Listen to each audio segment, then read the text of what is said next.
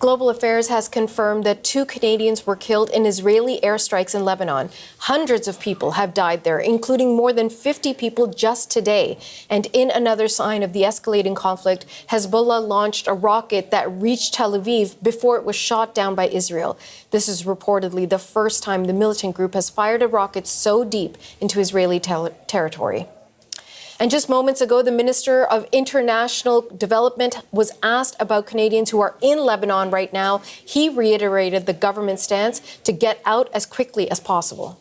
We've been persistently saying, get out while you can, use commercial means to do so. And you can still do that. There are still flights that are leaving, the port is functional. So my message is again, and our government's message is even more pertinent now to leave while they can using commercial means, because, you know, of course we call for de-escalation. We hope the conflict stops and that no more civilians are harmed. But obviously, we also have to worry about what may happen if this gets worse, and therefore, you know, it is important for people to take these travel advisories seriously and leave, and for all Canadians who are thinking of traveling to Lebanon to postpone their travel. Again and again, we've heard from the federal government that Canadians in Lebanon should leave. So for more on this, we've managed to reach Stephanie Moukheiber, who is inside Lebanon right now. She is a Canadian citizen. We are not disclosing her location for her safety and security. But Stephanie, thank you very much for making time for us today. Thank you for speaking to me. How are you? Oh, well, I'm okay, and I'm much more worried about how you are. So while we are not disclosing where you are, Stephanie, give me a sense. Is it safe around you? Have you been witness to any of the airstrikes or the aftermath of the airstrikes? Yes, no, I'm very safe. I'm actually living, I live pretty far from where things are happening, but it doesn't mean that I don't hear them. Lebanon is a very mountainous country, so the echoes of the raids and bombs, explosions are pretty much heard and echo through the valleys. So it's definitely scary, and it's definitely something to just, you know, that keeps you on your toes. Let me ask you about the government's position. They have said again and again, Canadians in Lebanon, get out right now while you still can. No guarantee that will help you get out if there's a full-scale war and a ground incursion. What do you make of that advice? Well, right now my priority was to get my mother out of the country, given that she was here on vacation, so she's leaving first thing in the morning. However, I just heard the disclaimer right before we started the segment, and the fact that they're still calling it conflict and not an occupation, even after yesterday Israel spoke about a demarcation line that is the Litani River, and that they're very much not interested, that they said anything south of the Litani River is their land now. And this is pretty much occupying a quarter of the country. So given that Canada still calls it conflict, there's absolutely no way that I'm going to leave my home that I consider home, that I've lived in, to come back to a place that doesn't even, you know, comprehend the seriousness of the occupation, let alone do something about it, and still, you know, refer to it as a conflict rather than an occupation. I hear your concerns on that point. For clarity for folks at home, I just want to reiterate that the Israeli government has made this demand of Hezbollah that they should move their troops and their presence from the border area north of the Litani River, because they're saying, if you guys are out of there, then we will start de-escalating our firing into Lebanese territory. There's all types of debate and discussion around the language around that, but I just want to make clear, an official ground incursion or an invasion into Lebanese territory has not happened on the ground. There are ongoing airstrikes. So what I also want to make clear, Stephanie, is that you are a Canadian citizen and you've been living, as I understand, in Lebanon since May, because you're running a business there. Your mom, as you mentioned, is visiting, but she's getting on a plane tomorrow.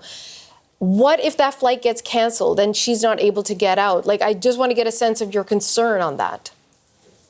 Yeah, well, obviously there's a concern there. My family all lives in Montreal, so it was when we heard that her first flight was canceled, which was due tomorrow night, we definitely were, you know, freaked out about it. I really want her to leave and, you know, get to safety, but should anything happen in the next, 12 hours before she leaves, which could be on the table because things escalated here in the matter of 48 hours, just without any warning, I would say, that would definitely be something scary. But then again, we were here in the 2006 war. She lived here as well through the Civil War for a few years. So it's nothing new. It's really sad to say that, we've lived through this. We're kind of not desensitized. Obviously, we're still scared and things are still, it's still very nervous to be here. It's nerve-wracking to be here. But it's not our first rodeo, as they say as well. So if it does come down to that, then we just, we have to make do with what we have. And obviously, if the Canadian government decides to, evacuate, then I will put her on the first boat out there for sure. So a couple of things there. Stephanie, what is your mom telling you? There's a part of me that imagines she's saying, no, come with me, Stephanie, let's both get out of here. Yeah, no, definitely. And even my father and my sister, who are currently in Montreal, have been calling me every single day. But, to me, it's a personal choice. I feel like I have a duty. The company that I run is a media company at the same time. So there's no way that I will feel at peace if I'm somewhere half across the world speaking about their plight and telling their stories when I'm not even there to share these stories, with them and live the conditions that they're living. It just doesn't sit right with me, specifically because right now, the media in Canada has been pretty censored with the bill that came out a few months ago. So a lot of the people in Canada don't have access to the media that and the current narrative that's going on in the Middle East, but more so only have the Canadian media to follow. So I think it's a duty for me to stay here and share the stories that need to be told and say them the way that we want to say them, the way that they are, because there's two sides to every story and they're not getting our side of the story. And I'm just looking at your publication online right now, Al Rawiyat now, if I'm saying it correctly. And yeah, Al Rawiyat. I'm looking at these profiles of Lebanese individuals and businesses and all kinds of cultural stories. And one major definitive cultural story of Lebanon that you've referenced already was the war in 2006. This was one that the Canadian media, as you know, was following closely at that time, because at that point, under the Stephen Harper government, there were planes sent in, there were boats that were getting Canadians, thousands of them, out of the war zone and back to safety in Canada. But I'll return to the point being made by this government, which is saying, we are not guaranteeing you that we're going to help you get out. And I wonder if that crosses your mind. I hear you that you want to stay and present the stories of your people, but is there going to be a point where you're going to say, no, I need to leave? Well, I can't really answer this question directly because I don't know, right? Like in 2006, I wasn't a Canadian citizen yet. I hadn't moved there. We moved a few years later, so I didn't get to live this reality. I had friends who actually left. It's not a pleasant experience for anyone, obviously, to flee on boats. It's just the idea of an evacuation is scary in itself, especially when you're evacuating through the port and not through the airport, and you're seeing your entire country in flames. That's not a nice sight, and that it's pretty traumatic. Let's just put that out there. So I don't really know. Right now, it's not a decision that I've made. It's not something that I'm looking forward to. I just moved back from Montreal after spending 13 to 14 years there, and it was a very personal decision to me. So logistically, for me to pack up all of my things and go back to Montreal is something very difficult for me to think about right now, especially going back to potentially getting a job and whatnot. It's just not, personally, it just doesn't make sense to me right now. But I can't say that, no, I'm definitely not leaving if things get really bad, or like there's a ground incursion, or, things start escalate the way that they have in Gaza. So we don't really know. This is very uncertain. And honestly, right now, everyone here is just taking it, not even day by day, but more like hour by hour at this point. Mm-hmm. Yeah, in fact, we've been in touch with other Canadians in Lebanon who are waiting at the airports, and they're letting us know hour by hour if they're getting out or not. I wonder, are you in touch with other Canadians in Lebanon? And if so, what are the kinds of conversations you all are having?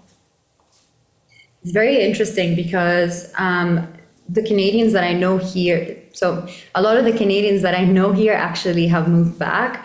And these are the Canadians that aren't thinking of going to Montreal or leaving back to Montreal. The Canadians that have left were here on vacations. They were, just here for 2-3 weeks or a month maximum to enjoy their time with their family and visit. So there's a huge difference in between who's willing to go back and who, has already set foot and kind of like built their foundations for the last few years in Lebanon that are not willing to leave. And again, we as Lebanese people and the people who have kind of gone through the 2006 war, we've lived it before. It wasn't pretty. It was very scary. I'm not saying it's something that's completely normal. It's not normal. It's not normal for all of this to be happening at all. Unfortunately, we are a little bit desensitized because not just the 2006 war, but everything that came after it was also a complete disaster. So for us, in a matter when I look at myself and ask myself personally, I tell myself, I was 10 years old or 9 years old at the time, and I lived through it, and it went by, very, very, in a very tough manner, but we lived it. So at this point, it just doesn't push me or push the people that have lived that before, regardless of, whether or not they're Canadian and they could go to a safe place to leave. At the end of the day, this is home, I would imagine if you put yourself in our shoes, if we tell you, oh, just pack up your stuff and just change your life and you're going to a place where you don't even know if you're going to get a job there, a lot of us that have come back because of the recession that has happened in Canada as well. So it's not a matter of also, oh, we're just going to go and be safe, but also we're going to go and be safe and do what with our lives, It's really hard to live right now in an expensive city where rent has increased and, everything else is kind of complicated as well. So it really is a matter of you kind of pick your battles at this point, and this is our battle for now. Stephanie, I really appreciate your time and your honesty and perspective. I hope your mom gets on that flight and gets home safe and sound. And keep in touch with us. Let us know. Of course. Thank you so much. Have a great day. You too, Stephanie. Stephanie Moukheiber joining us from Lebanon.